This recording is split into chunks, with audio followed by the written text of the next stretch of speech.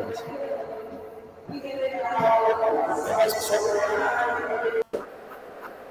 Bom, boa noite, pessoal. Então, vamos dando continuação. Vou fazer uma brevíssima apresentação do Pedro David Bravo Mosquera. Ele é engenheiro aeronáutico formado pela Fundação Universitária dos Libertadores na Colômbia.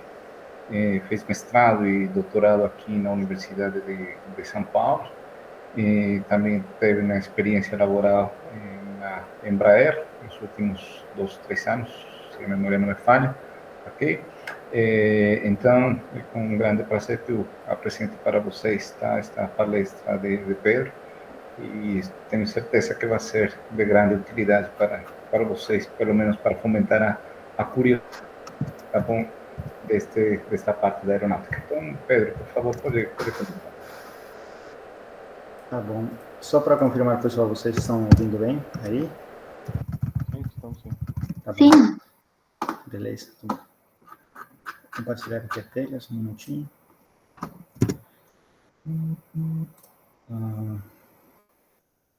Deixa eu ver aqui.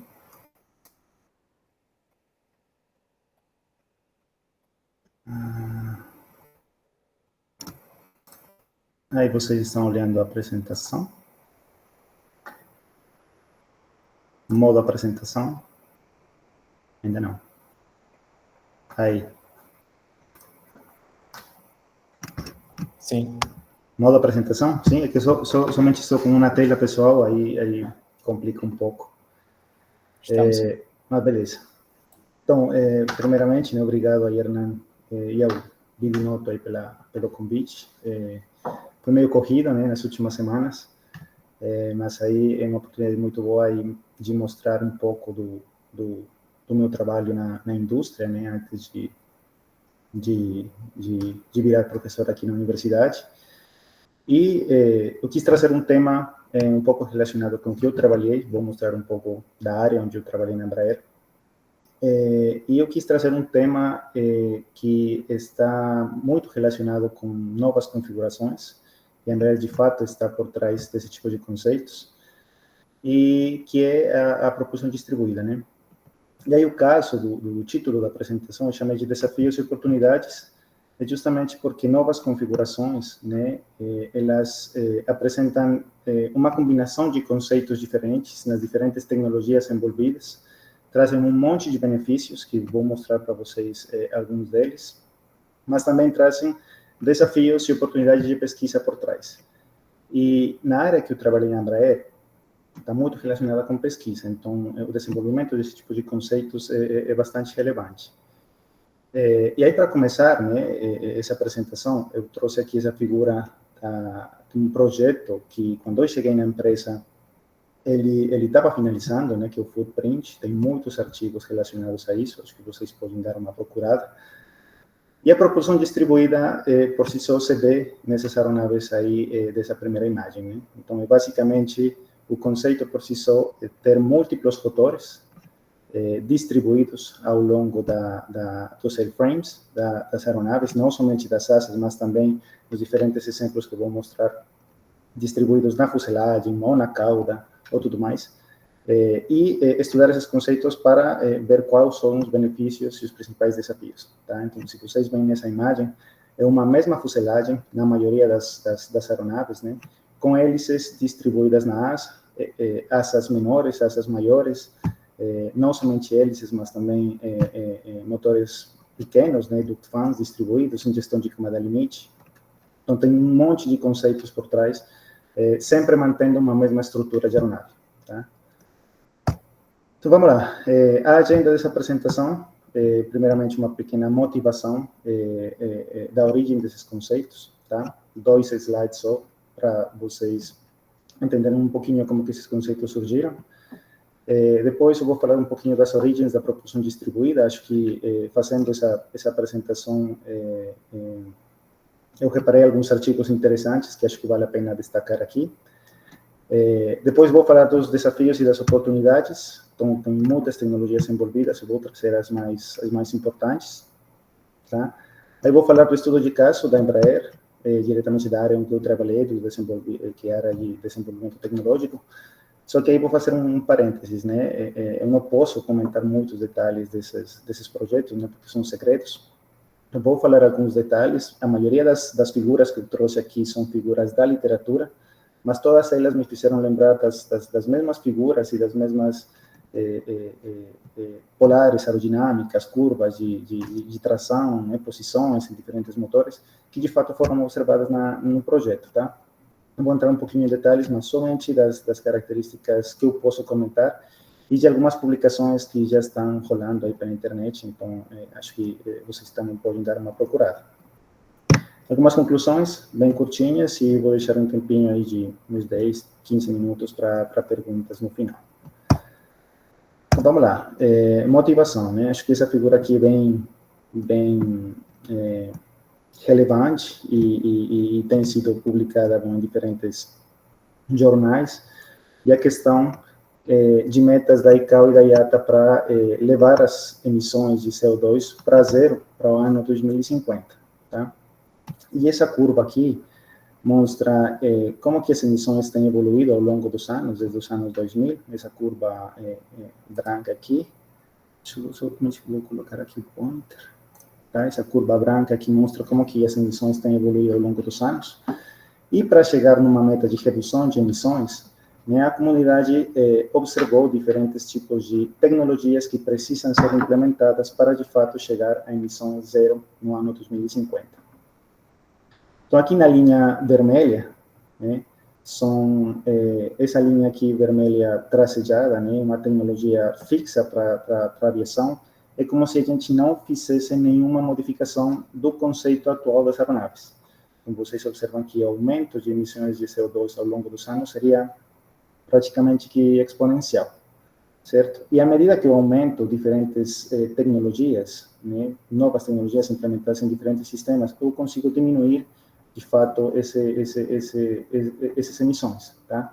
Tem uma faixa importante aqui, que é a parte que não vou entrar em detalhes aqui, porque não é o caso da apresentação, mas a parte de implementação, de fato, de combustíveis sustentáveis, que seria uma tecnologia que está sendo muito pesquisada atualmente, né, que, de fato, para 2050, tendo um combustível que seja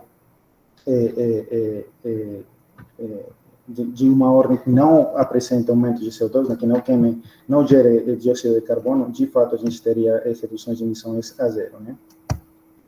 E tem dois tipos de tecnologias que estão sendo utilizadas e estão sendo implementadas. Então, a primeira seria a implementação de combustíveis alternativos, como já falei, e também apresentar algum tipo de avanço, né, de tecnologia, tanto de aeronaves quanto de motores, no caso, a propulsão distribuída e as diferentes características por trás. E uma segunda é a combinação delas através das aeronaves não convencionais, né? Então, aeronaves não convencionais têm um potencial, né, de proporcionar grandes reduções de emissões em relação às emissões, né, produzidas, né, pelas aeronaves convencionais. Então, de fato, a implementação de novas tecnologias vai levar a uma redução de emissões nos próximos anos. E uma segunda etapa, que eu quis trazer aqui como motivação, é a parte da tecnologia e da pesquisa por trás da indústria aeroespacial, que é um pouquinho o destaque da área onde eu trabalhei na empresa nos últimos anos. E essa pesquisa e desenvolvimento na indústria está diretamente relacionada com o TRL, com uma métrica, né, uma escala que mede, de fato, o nível de maturidade tecnológica de um certo projeto ou conceito, tá? E esse nível, como vocês veem aqui na figura, ele tem diferentes etapas do ciclo de vida, né? Vai desde 1 até 9, no eixo X dessa figura, né?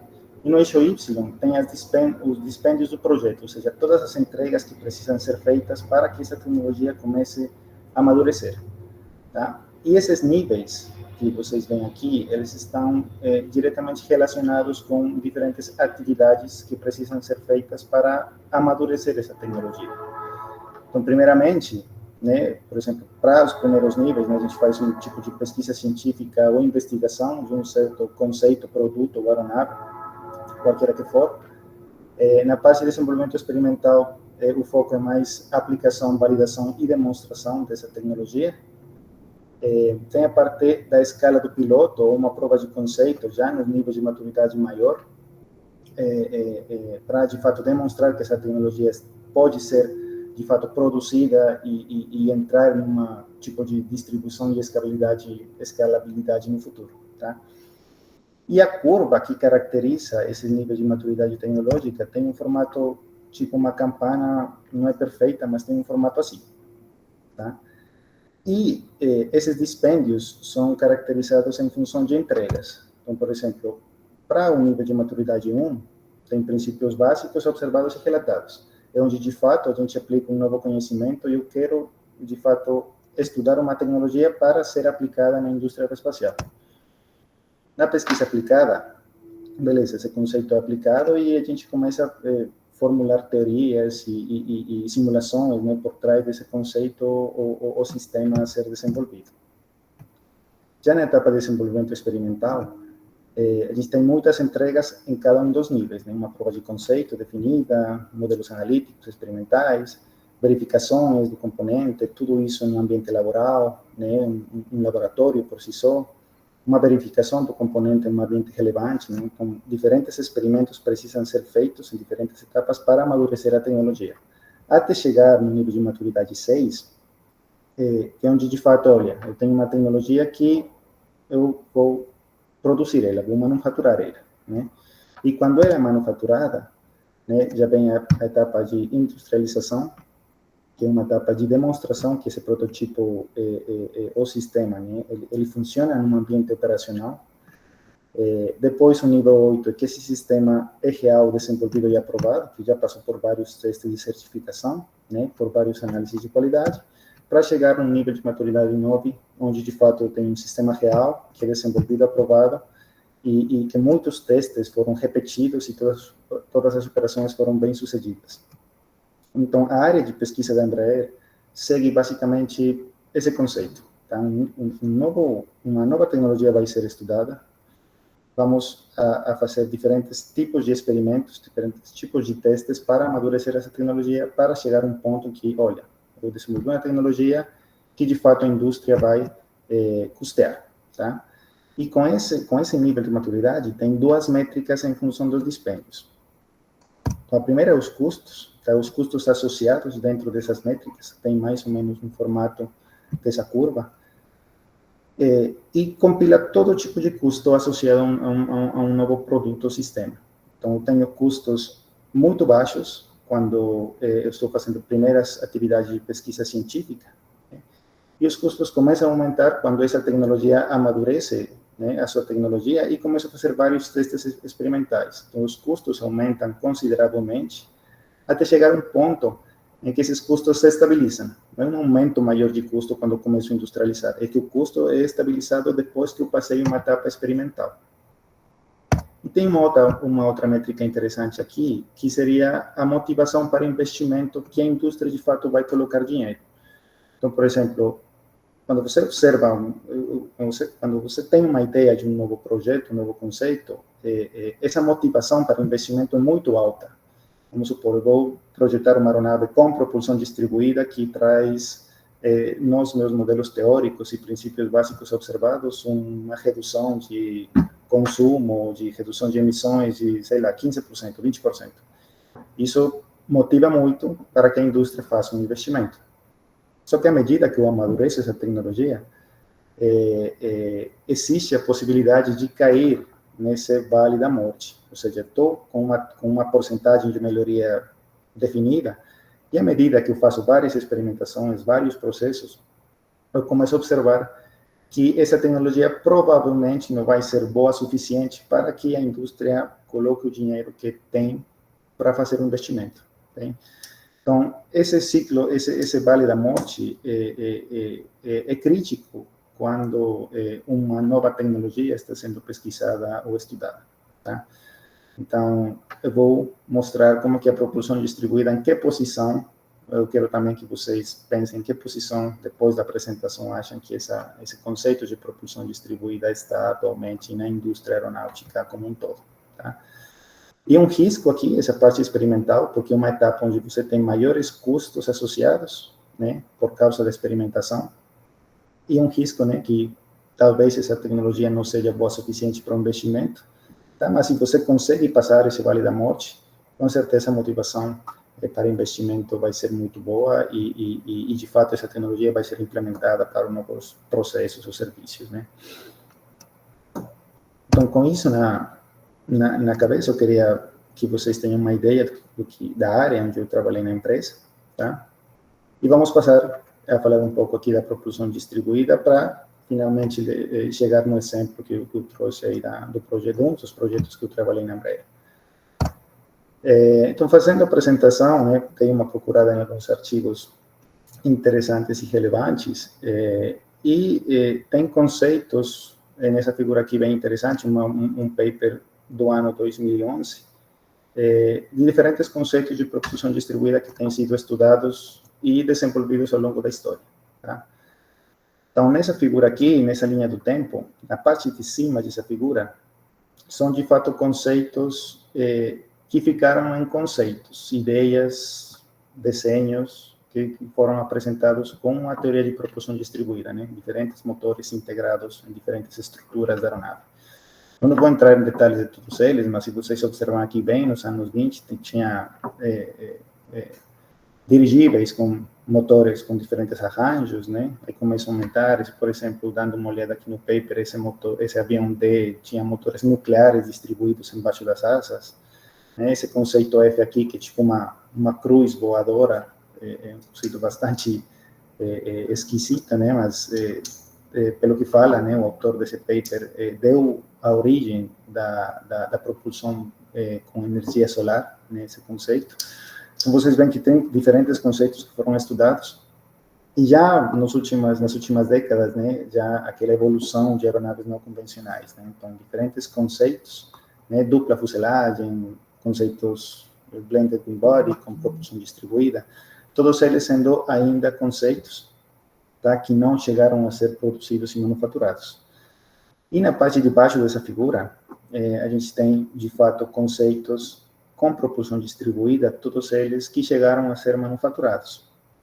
Tá? Tem o Dornier aqui nos anos 30, tem esse conceito aqui, o H-4, que é do Howard Hughes, né? Que voou, que, de fato, uma das maiores aeronaves produzidas, desenvolvidas, né? Que, de fato, foram manufaturadas, mas o peso dela, os sistemas complexos, a redundância dos motores não chegou a ter sucesso, né? E eu queria destacar aqui duas aeronaves que, de fato, foram um sucesso. Então, tem o 747, né, aeronave comercial, bem sucedida, com várias modificações, né, ao longo da história, e continua em operação de transporte de passageiros. E aqui o Antonov 225, que é uma aeronave de transporte de carga. Só foram projetadas duas aeronaves, voaram as duas, agora não tem mais operando, mas uma aeronave que, pelas características de transporte de carga, né, ela precisava, né, ter 6 motores na sua estrutura, né, 3 motores por cada asa, distribuídos, associados e acoplados. Então, uma aeronave muito pesada, com motores distribuídos térmicos, né, motores turbinas, de fato, térmicas. Então é muito importante que considerar que esse tipo de aeronaves com propulsão distribuída tinham e precisavam ser grandes, suficientes para carregar esse peso por si só. E eu trouxe aqui algumas figuras a partir da publicação 2011, né, quais aeronaves têm surgido, né, e por que elas surgiram. Eu vou simplesmente destacar algumas, né, não vou entrar em detalhes em cada uma delas, mas a mais importante que eu considero dessas figuras aí, para mim, de todas elas, seria aquela da Lilium, tá? Porque é uma aeronave que tem propulsão distribuída, que muitos engenheiros no Brasil foram contratados nessa empresa para fazer esse conceito. Foi um dos primeiros conceitos desenvolvidos visando, né, a aviação urbana. Só que essa empresa, após muitos testes, né, essa empresa entrou em crise econômica porque não passou diferentes etapas de certificação. Tá? Aí teve muitas demissões, né, muitos brasileiros foram demitidos por causa disso. E de fato, uma pena, né, porque se essa aeronave tivesse sido certificada, né, com certeza todos os outros conceitos que vêm atrás dela teriam um tipo de benefício, né, se foi certificada uma aeronave com certas características elétricas, com propulsão distribuída, bem não convencional, com certeza as outras aeronaves que estão vindo aí, que as empresas de fato vão colocar investimento, seriam beneficiadas, né. Mas aí essa empresa quebrou e as outras aeronaves que estão ainda em desenvolvimento, de fato estão tentando controlar, né, e estudar por que essa aeronave da Lilium não conseguiu ser certificada e tentar cumprir os requisitos bem rigorosos que têm as entidades, né. Daí que outras aeronaves, bom, a IBI, da Embraer, ainda em desenvolvimento, com muitos pedidos já feitos, então a Embraer está apostando bastante dinheiro atrás desse conceito. Aqui a X-57, eu vou apresentar detalhes, um pouquinho mais de detalhes dela na frente, mais para frente da apresentação, como conceito experimental da NASA, e muitos estudos foram feitos justamente para estudar essa propulsão distribuída nessa aeronave um pouquinho mais convencional, né. E tem outros conceitos aqui, a Electra, que já tem um protótipo voando, muito limitado por causa da tecnologia das baterias e da densidade energética. E a Elysian também aqui, com outro conceito de propulsão distribuída, que está sendo pesquisado bastante na Europa, né? Como também aqui o Zero-E da Airbus. E baseado nisso, né, por que todos os conceitos que foram estudados anteriormente, né, por que agora eles viraram uma realidade, né, e as empresas estão pesquisando de novo esses conceitos? Então, primeiramente, né, nos anos entre 70 e 90, isso era muito difícil por causa da massa dos motores térmicos associados. Então, vocês viram que os motores, as aeronaves que de fato operaram com propulsão distribuída, eram aeronaves muito grandes, tá? Transporte de passageiros, o transporte de carga.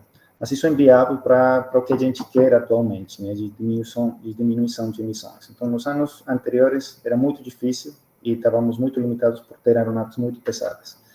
Sistemas mecânicos inviáveis, né, para aeronaves menores, então a gente tinha que ter sistemas muito pesados, tá? Era inviável fazer isso sem ter sistemas fly-by-wire associados novos, né? E a complexidade dos sistemas de controle por si só, por causa do peso e da redundância desses motores.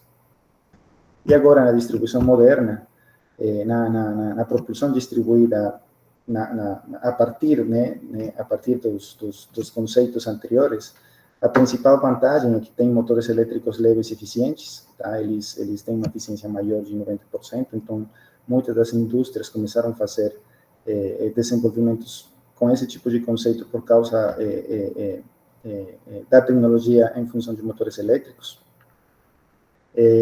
Esses motores elétricos têm uma eletrônica de potência compacta e controlável, então é muito fácil fazer redundância de motores que possam ser utilizados em diferentes etapas de voo. E também, por causa desse aumento de tecnologia, né, a gente pode fazer uso de sistemas híbridos, né, como turboelétricos ou híbridos elétricos, que diferentes fontes de energia são capazes de alimentar múltiplos propulsores. Então, a partir disso que esses novos conceitos começaram a surgir e também visando aquela redução de emissões que as entidades governamentais têm estipulado, né, nos últimos anos. Beleza, então vamos passar à parte de desafios e oportunidades. Aqui tem muitas coisas, tá? Eu vou tentar passar o mais rápido possível. A primeira, propulsão distribuída para melhoria de desempenho de alta sustentação, né? E tem dois pontos principais aqui. A primeira, eu trouxe aqui o exemplo, eu vou tentar explicar um pouquinho matematicamente do que acontece aí, mas a princípio é o seguinte, tem um aumento local da pressão dinâmica que atua sobre um aerofólio ou uma asa, né? O que é denominado um efeito de sopramento. E a outra vantagem é que esse efeito de sopramento reduz localmente o ângulo de ataque dos aerofólios e isso retarda o stall para ângulos de ataque elevados. E nessa figura, eu tenho o seguinte, tenho um perfil simples, né, que um perfil normal que tem um determinado ângulo de ataque para uma determinada condição de voo P, e ele está sendo afetado pelo prop wash da hélice, certo? Que esse prop wash, de alguma maneira, induz uma velocidade induzida, né, na estrutura da aeronave, e essa velocidade induzida por si só diminui o ângulo de ataque efetivo e aumenta a velocidade real que passa pelo airframe da aeronave, tá? Por causa do prop wash aqui da hélice. E fazendo uma relação matemática entre esses triângulos e decomposição desses triângulos de velocidades, o que acontece é que a velocidade real aqui, que passa pela estrutura da aeronave, ela está diretamente influenciada pela relação entre a velocidade induzida da hélice e a velocidade de voo. Então, por exemplo, se eu aumento essa minha relação de velocidade induzida e velocidade de voo, eu estou aumentando a velocidade real que passa pelo perfil, certo?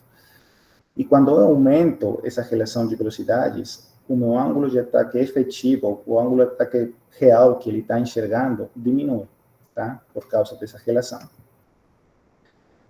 E aqui, simplesmente trazendo a equação de sustentação, que vocês já bem conhecem, né? E trazendo, pelo menos, a curva de sustentação na região linear, eu sei que a minha aumento de sustentação nesse perfil, ele depende diretamente dessas componentes aqui, certo? E aqui, nesse artigo, exemplifica muito bem esse efeito de sopramento. Então, eu tenho um aumento de sustentação quando é influenciado pela minha relação de velocidades e pelo ângulo de ataque, tá? Quando a combinação das duas é influenciada, eu tenho um aumento de sustentação à medida que eu aumento a minha relação de velocidades. Se for considerado simplesmente a relação entre os ângulos, vocês observam aqui que esse aumento de sustentação diminui, eu não tenho benefício nenhum. Mas a componente das duas tem um benefício de aumento de sustentação.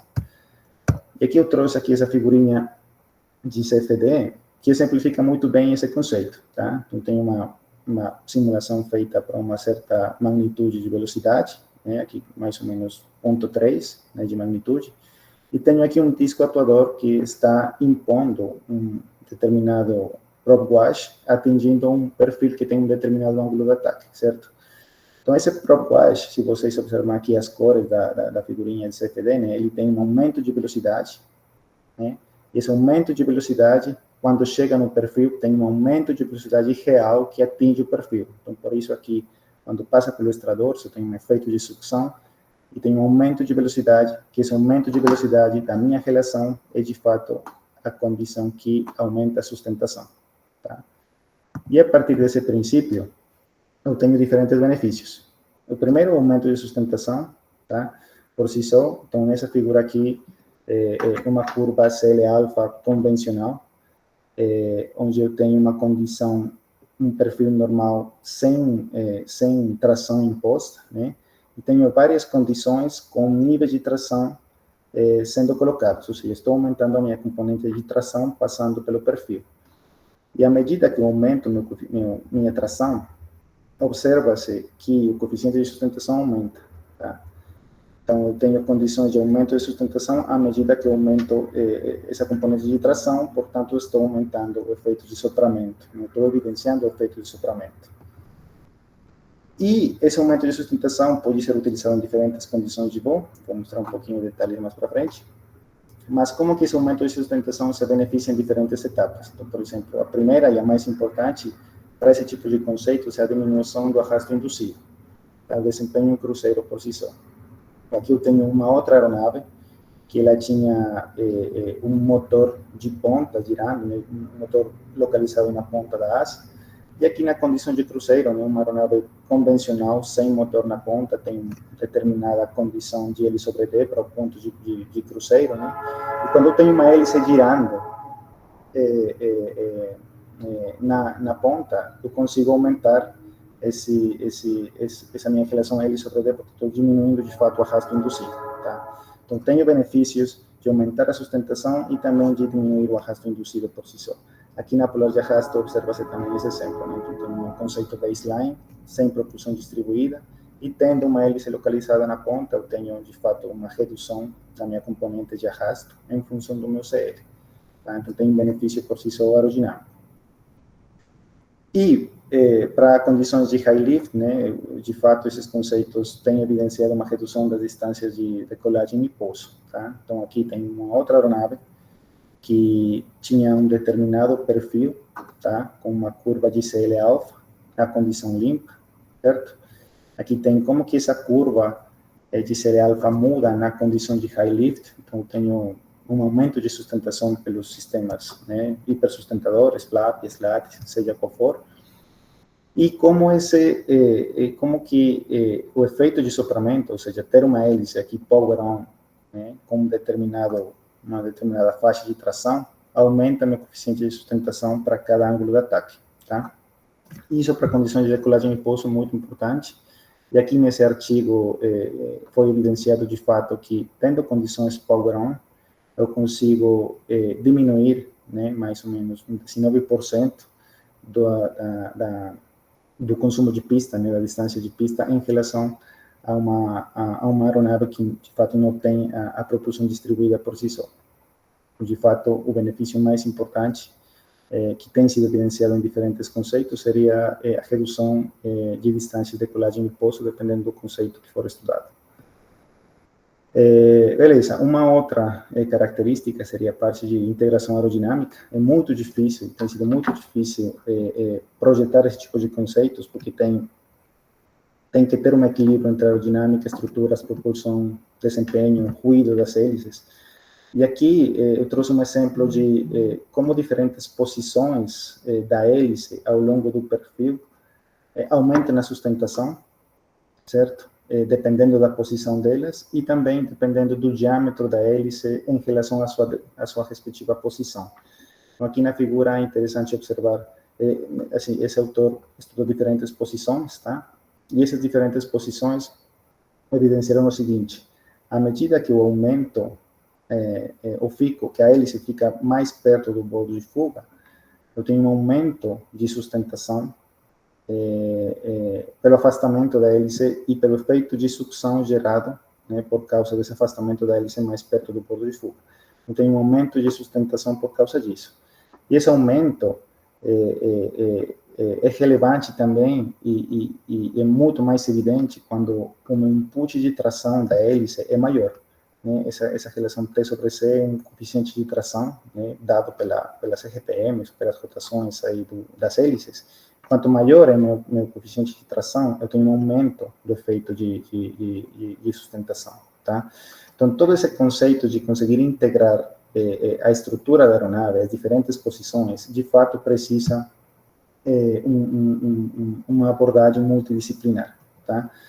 Nessa outra figura aqui, tem um exemplo de como que o diâmetro da hélice afeta esse aumento de sustentação. Então, aqui observa-se que quanto menor é o diâmetro da hélice, o aumento de sustentação é maior, tá? Mas isso traz por si só outro tipo de problemas, né? Efeitos de ondas de choque nas pontas das pás, por exemplo, quando a rotação é muito alta. Então, é muito importante ter conceitos bem definidos e aplicação de otimização multidisciplinar, dependendo do conceito que for estudado.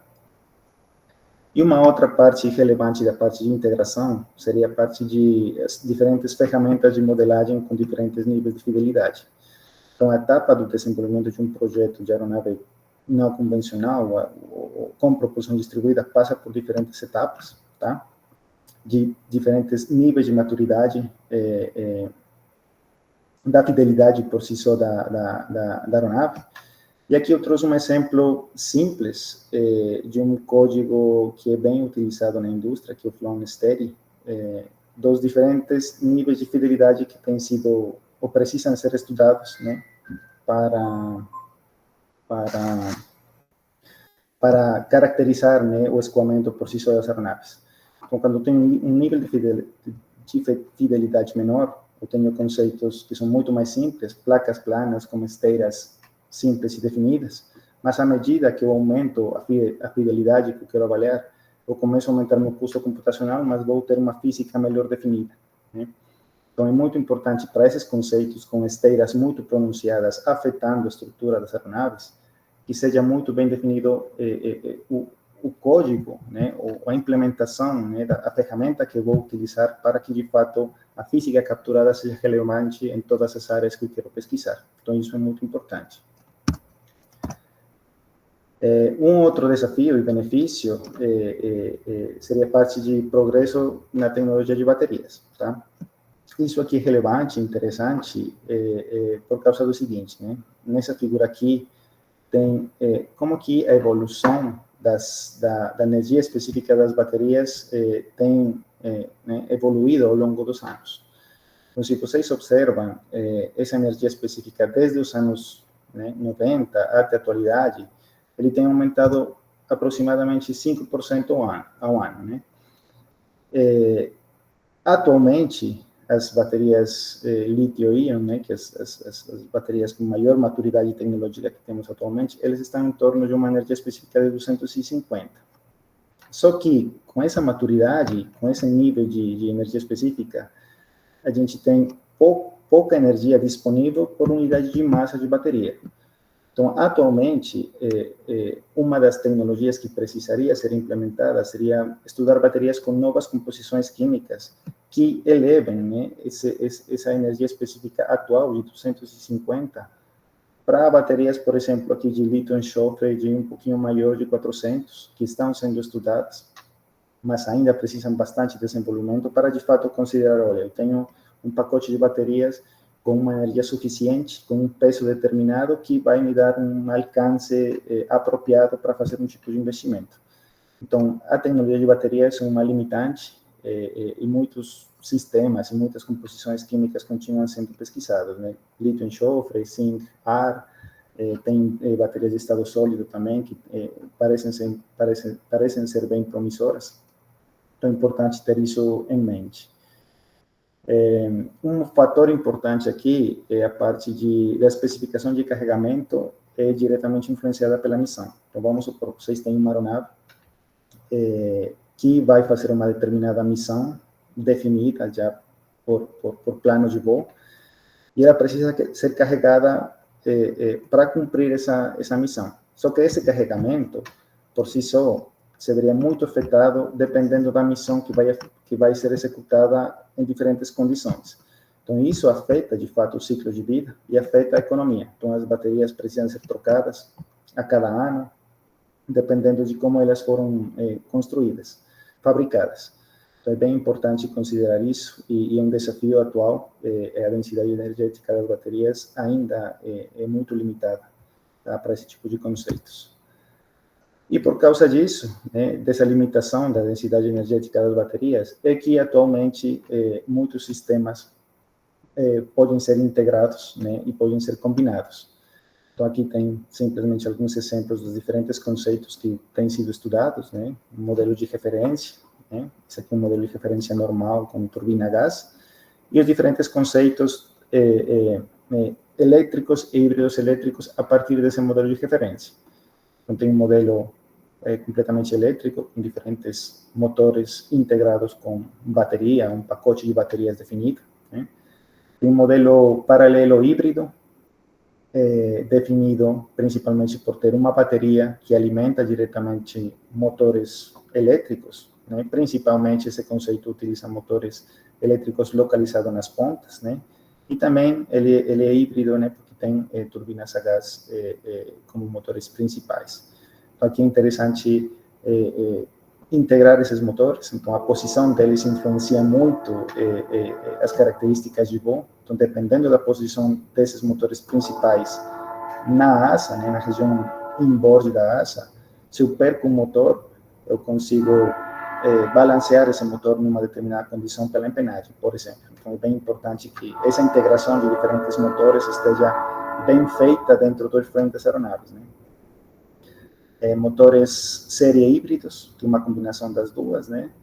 E tem, de fato, aqui um gerador, né, que vai alimentar aqui no motor térmico, né? A bateria alimenta o gerador e o gerador alimenta o motor térmico. Esse seria o série híbrido, e tem os motores turboelétricos também, que não tem baterias, mas tem um gerador, né, alimentando tanto o motor elétrico quanto a turbina a gás. Então, é também uma oportunidade e que a indústria está pesquisando bastante diferentes conceitos com essas características.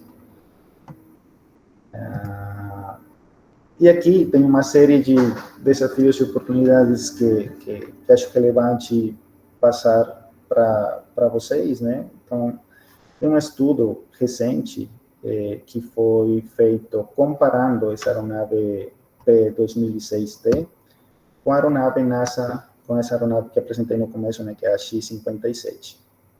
Então, a X-57 basicamente tem a mesma fuselagem e a mesma cauda do P-2006, tá?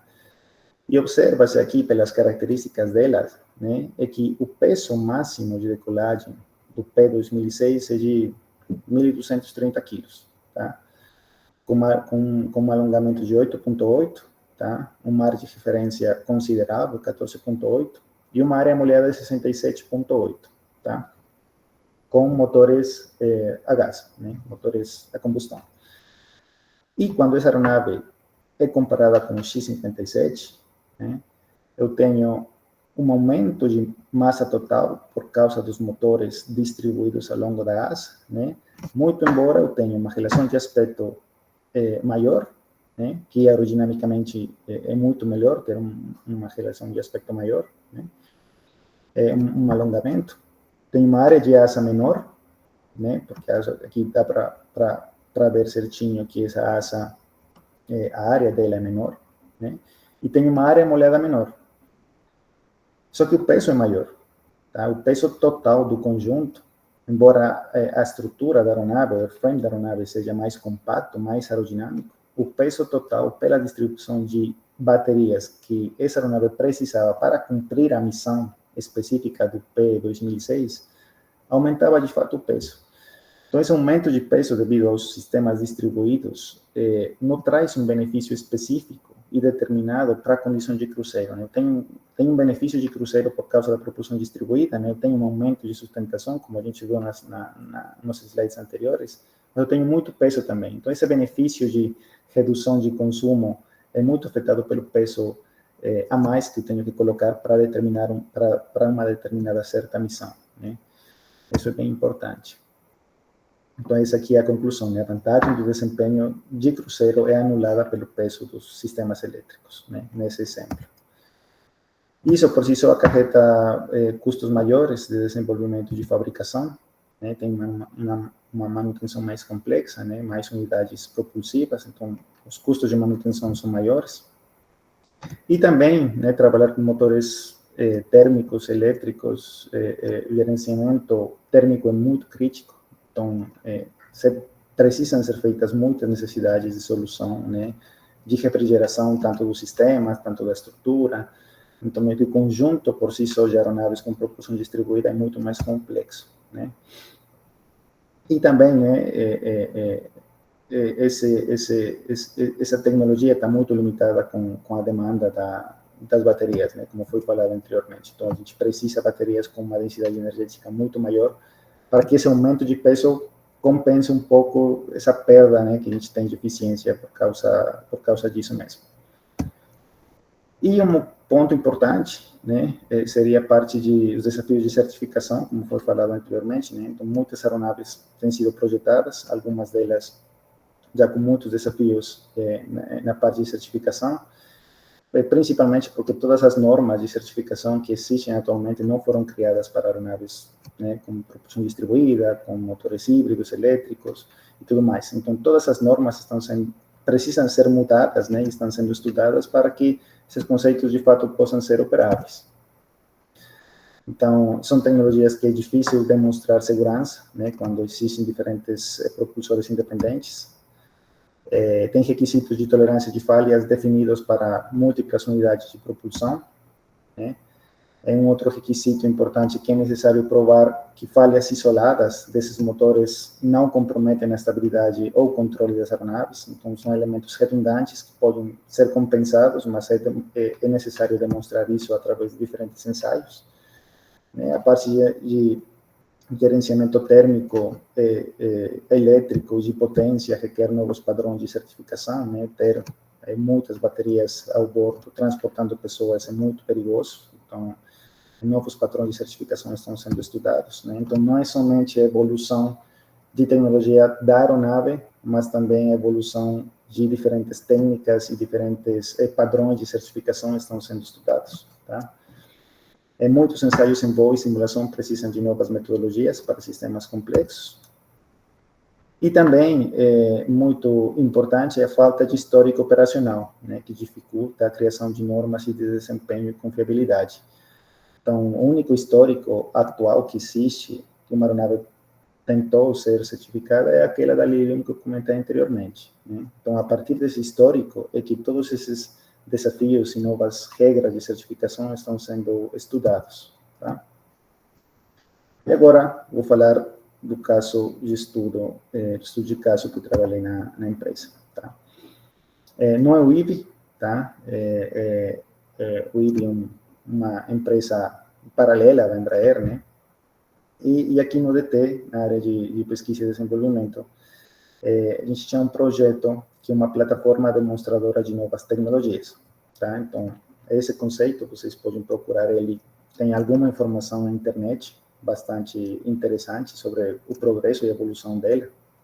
Então, basicamente, é um conceito criado para a Embraer, ele não é um produto, ele foi desenvolvido passando todas as etapas de projeto de aeronaves, né, projeto conceitual preliminar, como se fosse um produto, mas ele não é um produto. É uma aeronave que foi desenvolvida para a Embraer para testar, de fato, diferentes tecnologias, tá? Então, quando cheguei na empresa, esse conceito que vocês observam, ele já tinha uma série de requisitos definidos, tá? Essa imagem que vocês estão observando é o conceito mais básico que tem na aeronave. Então, ele tem propulsão distribuída, mas simplesmente tem 2 motores distribuídos em cada uma das asas, né? Que não chega a ser uma aeronave não convencional. Já tem aeronaves que têm, né, 2 motores distribuídos, né, aeronaves militares e tudo mais. Mas esse seria o conceito principal, que ele já tinha uma série de requisitos, tá? Então, esses requisitos eram ter uma aeronave 100% elétrica, tá? 100% elétrica, só que ela tinha que ser capaz de instalar mais motores ao longo da asa, tanto na asa quanto na fuselagem, tanto na cauda, né, na asa e na cauda, e também tinha a capacidade de fazer um tilt, né, para estudar decolagem e pouso vertical. Nós tínhamos conceitos definidos, tinha uma aerodinâmica definida, tá? Tinha um estudo de cargas definido, peso ICG definido, análise de elasticidade já feitos, tá?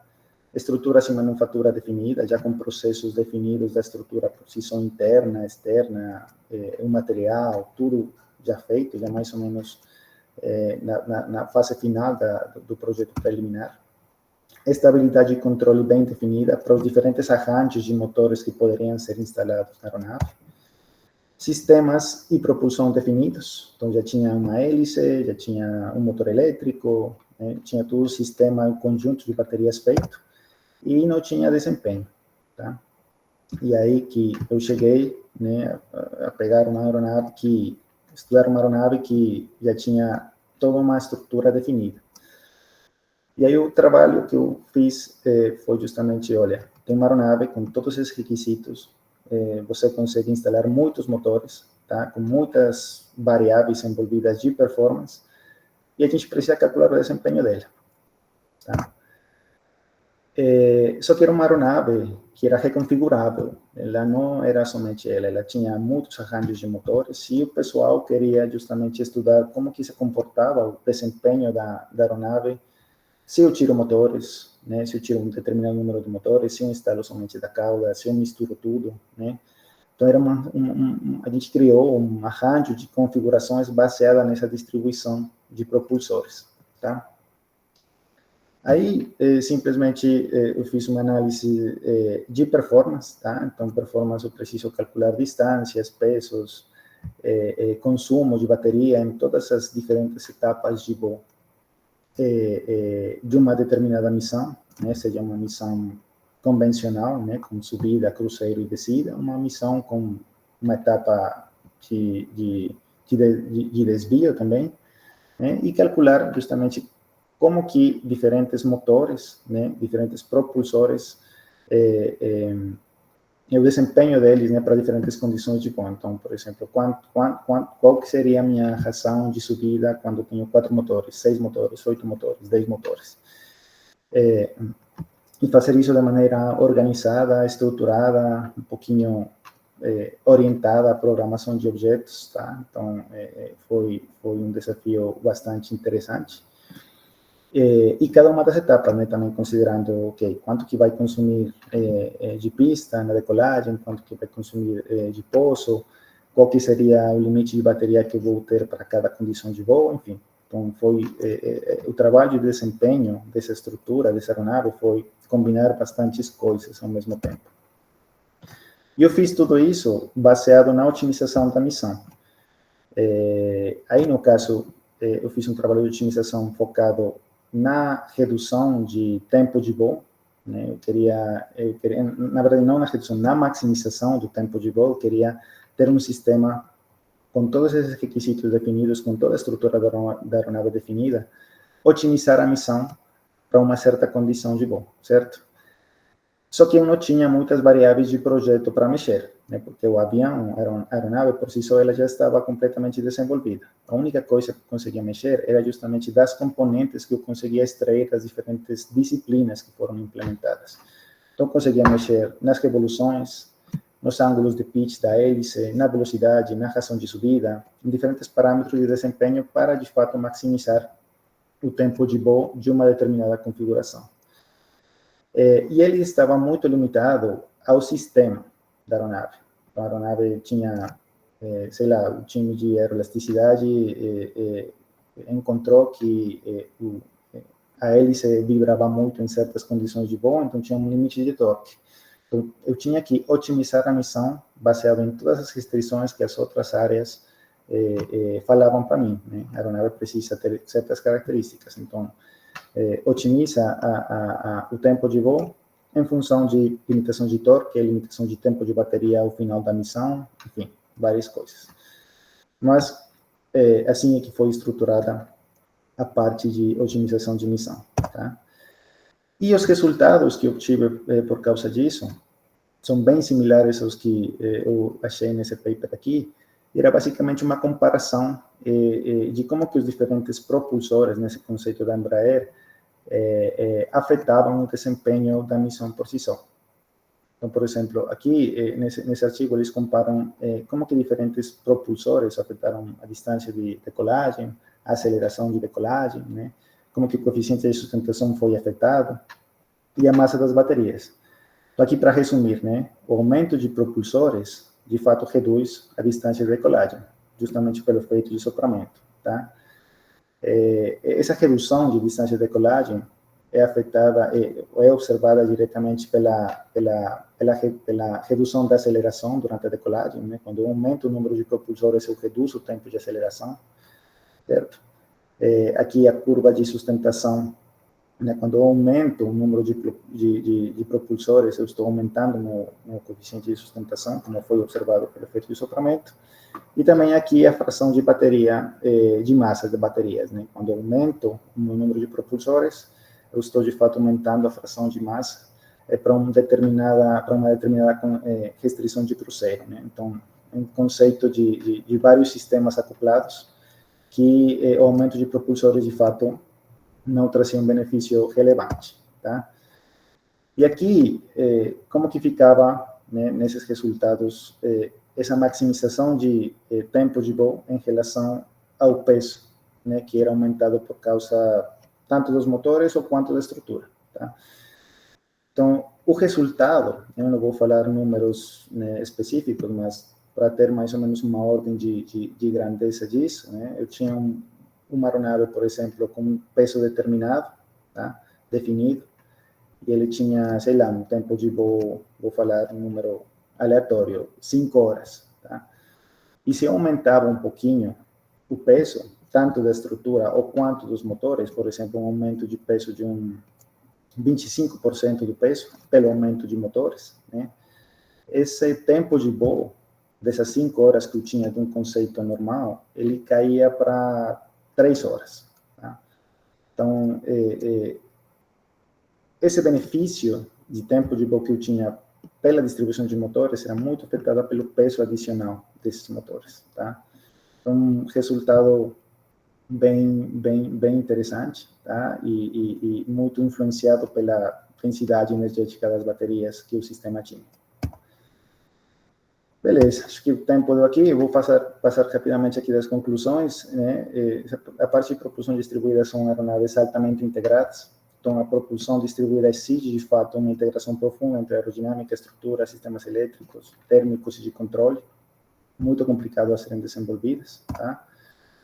Tem uma parte de viabilidade tecnológica ainda em estudo, né, principalmente pelo armazenamento de energia, né, então a densidade energética das baterias influencia muito essa viabilidade tecnológica, e daí que soluções híbridas são interessantes a serem estudadas tendo propulsão distribuída. A parte de certificação é um desafio crítico, né, então muitos processos de certificação estão sendo, né, estabelecidos para esse tipo de sistemas. A vantagem desse projeto da Embraer é que ele não é um conceito que vai ser certificado, né? Ele é um conceito para a Embraer, para fazer pesquisas internas, né? Então, a gente não está se preocupando com certificação, né, por enquanto, mas é um desafio para aeronaves, né, e projetos mais novos, né, como o IVE e os outros que eu apresentei no começo. E aqui, a última conclusão é que esses conceitos, né, na minha experiência, têm um potencial elevado, né, porém dependem de muitos avanços multidisciplinares e muitos testes, tá? Em todas as áreas, em todas as disciplinas, né, do estudo de aeronaves. E eu coloquei aqui se essa aeronave estaria no Vale da Morte, por enquanto, ou não, né? Então, para mim, como tecnologia, ela está no Vale da Morte, ainda muitas pesquisas estão sendo feitas, né? Mas está muito limitada, quando a aeronave é completamente elétrica, a densidade energética, na minha perspectiva, né? Então, eu acho que essa aeronave está, assim, essa tecnologia depende muito de todas as outras tecnologias também, né? Então, para mim, ela está no Vale da Morte e provavelmente essa tecnologia não possa ser implementada nos próximos anos se essa densidade energética das baterias, principalmente, não ajuda nesse desenvolvimento, né, nesse aumento de alcance, nesse benefício de redução de emissões, de implementação de novos motores, né. Então, para mim, na minha experiência, estaria no Vale da Morte atualmente. Tá? Acho que é isso, pessoal. Passei um pouquinho do tempo. Se tiver perguntas, eu fico aqui à disposição. Vou tirar aqui porque não estou vendo nada.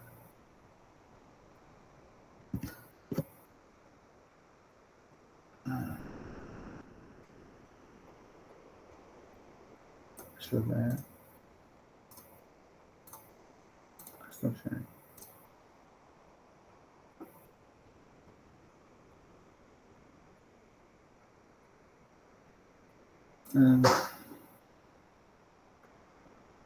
Tem perguntas aqui? Gente, não se esqueçam, por favor, de preencher o formulário da assistência, tá legal? Coloquei no chat e vou colocar de novo, tá bom? Nesse contexto aí, Pedro, é o Bruno falando. O IVE tá como? Qual que é a sua opinião sobre o IVE? Minha opinião sobre o IVE, cara, ele ainda tem um tempo para desenvolvimento, né? Ele está planejado para finais de 2030, se não me engano. A principal, assim, o que eu falei, é a parte da densidade energética, né? Então, as baterias do IVE, né, pelo que eu conheço um pouco, né, elas estão em torno de 250 kW sobre quilograma, né, densidade energética. Então, para que essa aeronave seja um sucesso, né, novas baterias precisariam ser implementadas. A aerodinâmica por trás é maravilhosa. Tenho visto testes muito legais, né, aerodinâmica muito bem feita, toda a estrutura bem definida, mas a limitante é justamente as baterias, né? Então, se essa tecnologia não amadurece nos próximos anos, é um risco bastante grande para a implementação, né? Para, de fato, o investimento e tudo mais. E, pelo que entendo, já tem muitos pedidos feitos, né? Então, a Embraer está apostando bastante dinheiro, né? Amadurecendo essa tecnologia. Esse é o meu conceito do IVE, né? Para mim, é muito bom, vai revolucionar a aviação urbana, né? Mas vai depender muito da tecnologia das baterias.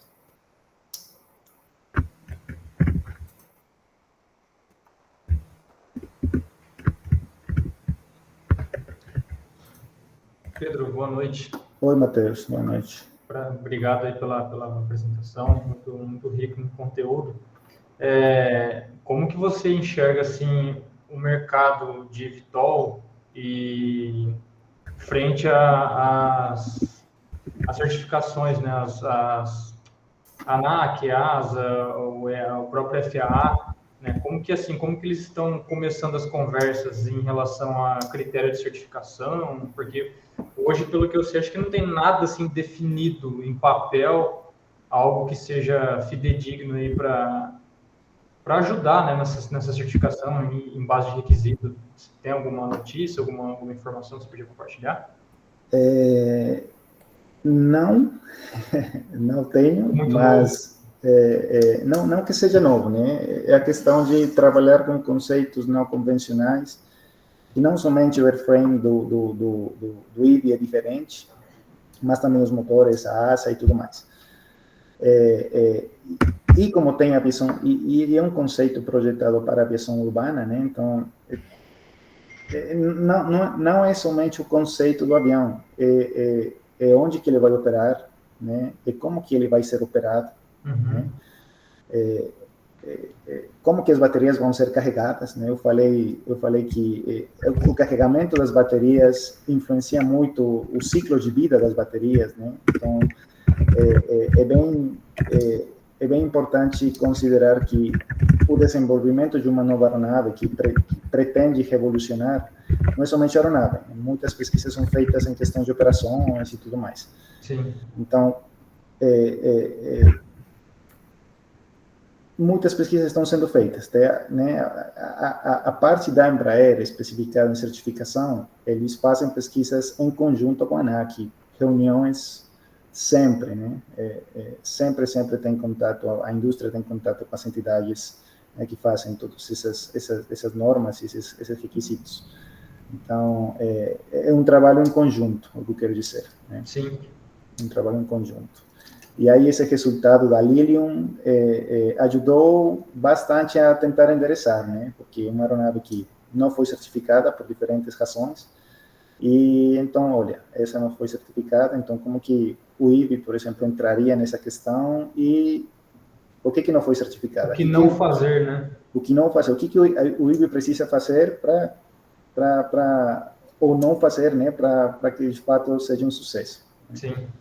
Então, é um tipo de pesquisa que não é somente a aeronave, é a estrutura, a infraestrutura como um todo. Né? A Lilium trouxe um bom histórico. Assim. Sim, esse é o histórico. Infelizmente, mas trouxe um histórico para os outros fabricantes.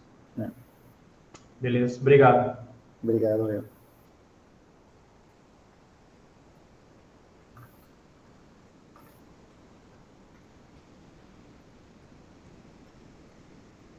Mais dúvidas, pessoal?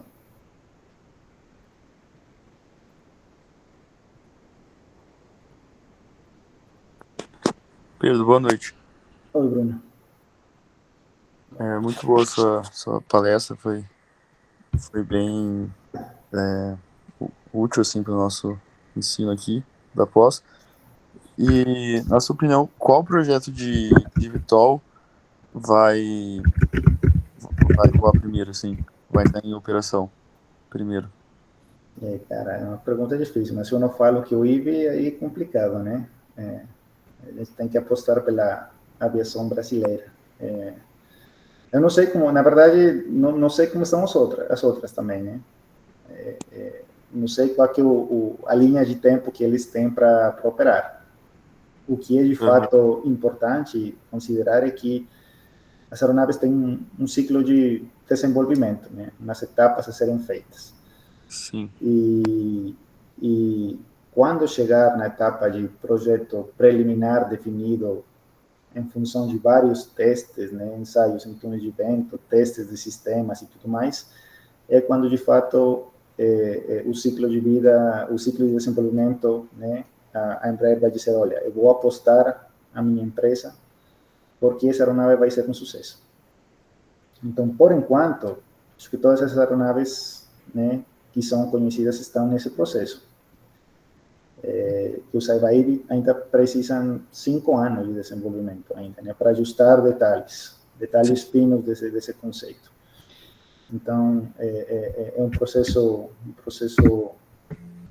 devagar, né, até chegar num conceito que, olha, eu vou apostar o meu dinheiro porque esse conceito vai revolucionar. E, cara, não sei das outras empresas. A Uber, né? Uber tem investido bastante também, tem alguns conceitos. Então, pode ser que uma delas seja, né? Mas acho que todas elas trabalham assim. Aquela questão de certificação está bem em conjunto, né? Acho que cada uma está aguardando o que a outra vai fazer, né? Ou se consegue ou não, ou se essa tecnologia amadurece o suficiente, né? Se passa dos níveis 6, 7 para falar, olha, vou apostar todo o meu dinheiro aqui.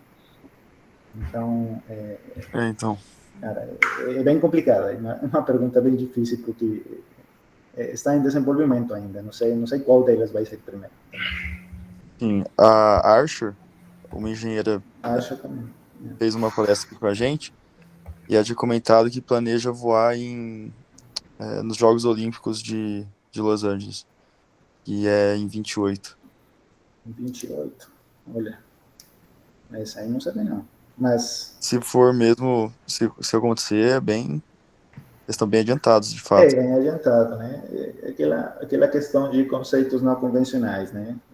Sim. É que eu mostrei naquela imagem da história, né? Tem conceitos, o Blended Twin Body, né? Segundo os principais autores, ele era para ser fabricado e estar em operação desde, sei lá, 2010, 2020. Nossa. E ele ainda não está, né? E não vai estar, não vai estar nos próximos anos. Né?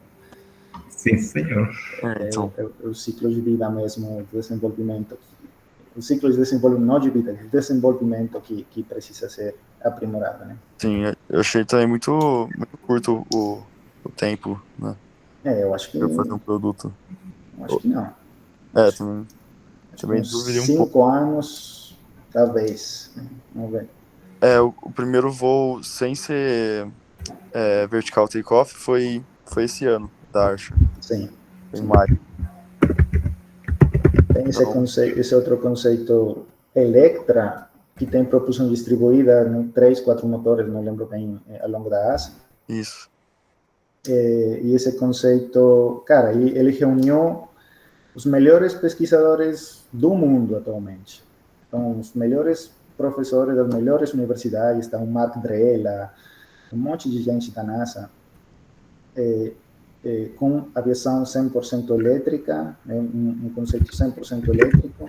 Ele voou, decolou, demonstrou que, de fato, a decolagem é tipo nada, super corta a distância de decolagem, mas por causa das baterias ele conseguiu voar, sei lá, 10 minutos, 10, 15 minutos. Exatamente. Então, bateria o gargalo, né? É uma tecnologia bem desafiadora. Né? Entendido. Mais que obrigadão. Valeu, Bruno, que agradeço.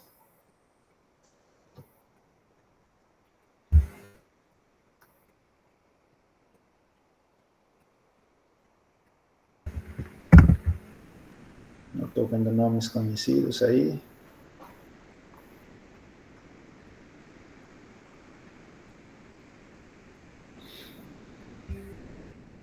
Acho que é isso, pessoal. Não sei se não tiver mais dúvidas. Eu deixei aí meu e-mail. A gente pode trocar uma ideia, né? Um pouquinho mais, uma conversa um pouquinho mais descontraída. Mas eu quis trazer justamente como que essa tecnologia, né, foi estudada. Um ponto assim importante, relevante desse conceito que eu mostrei da empresa, né? A gente continua fazendo, né? A empresa continua fazendo ele.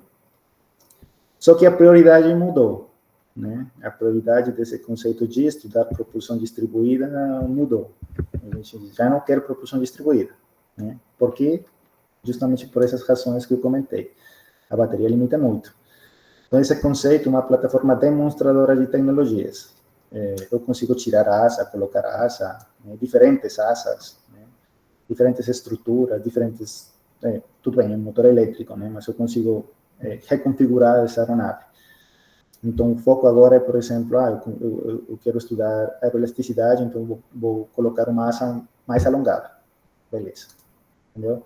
Então, o foco dessa aeronave, desse desenvolvimento interno da Embraer, mudou, né? Mudou por causa que a propulsão distribuída, ok, ela tem uns benefícios legais, mas o peso das baterias, o peso dos motores, né, não compensa o ganho que eu tenho de consumo, né, de tempo de voo. Então, é um laboratório voador que pode ser usado em diferentes tipos de pesquisas, né? Então, essa é uma conclusão importante, né? A empresa quis estudar propulsão distribuída, vamos fazer um laboratório voador de propulsão distribuída. Agora, olha, é difícil propulsão distribuída, não tem muito benefício. Vamos seguir desenvolvendo aeronaves, só que com outra, né, uma outra abordagem. Então, é de fato uma tecnologia que precisa bastante de baterias com maior densidade energética. No meu ver, é isso. Esse seria, tipo, o break que essa tecnologia faria, né?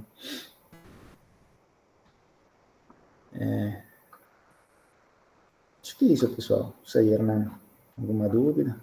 O que eu preciso fazer? Tá ok? Obrigado, Pedro. Tá bom. Gente, por favor, mais uma vez, eu acabei de encaminhar o link da presença, não sei se todo mundo já conseguiu preencher.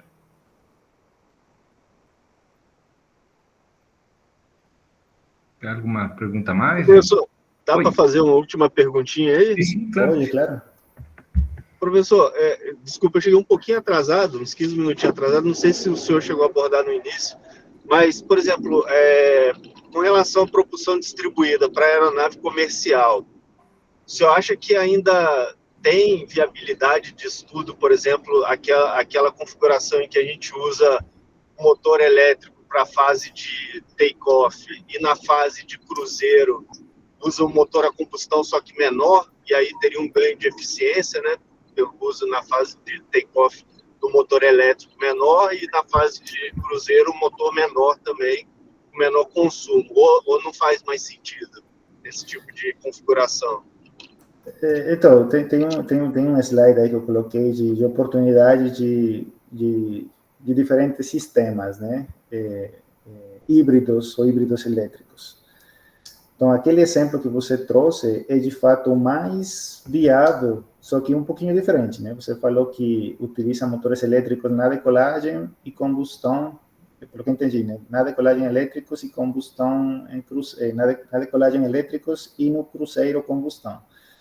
Mas esses motores, o que de fato aconteceria, né, se essa aeronave para transporte de passageiros for produzida no futuro, seria, no caso, utilizar os motores, né, a combustão térmicos, né, turbinas a gás, durante a decolagem, né, e, de fato, motores elétricos nas pontas, né, durante o cruzeiro, né.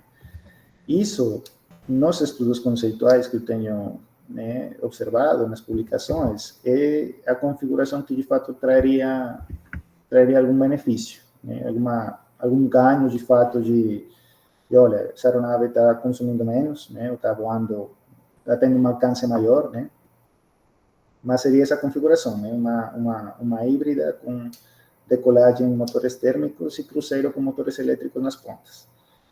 É o que eu enxergo de viabilidade para o futuro, de aviação comercial. Só que ainda não para, assim, aviação regional, né? Sei lá, uns 90 passageiros no máximo. No máximo. Mais do que isso, não compensa. Não compensa ter baterias em voo. A não ser que enxergue mais, né, sei lá, sistemas de propulsão diferentes, né? Motores, células a hidrogênio, por exemplo. Aí compensaria, só que hidrogênio tem uma série de outros desafios que precisaria mais uma conversa de uma outra hora ou mais tempo, né, para enxergar como que a propulsão a hidrogênio atuaria com a aviação comercial. Mas híbridos seria simplesmente essa configuração. Nessa configuração precisaria de mais bateria também, então, né? Uma bateria bem maior, né? Então, mais Então? bateria. É. Ah, tá. Entendi. Tá certo. Valeu, professor. Obrigado, viu? Eu agradeço.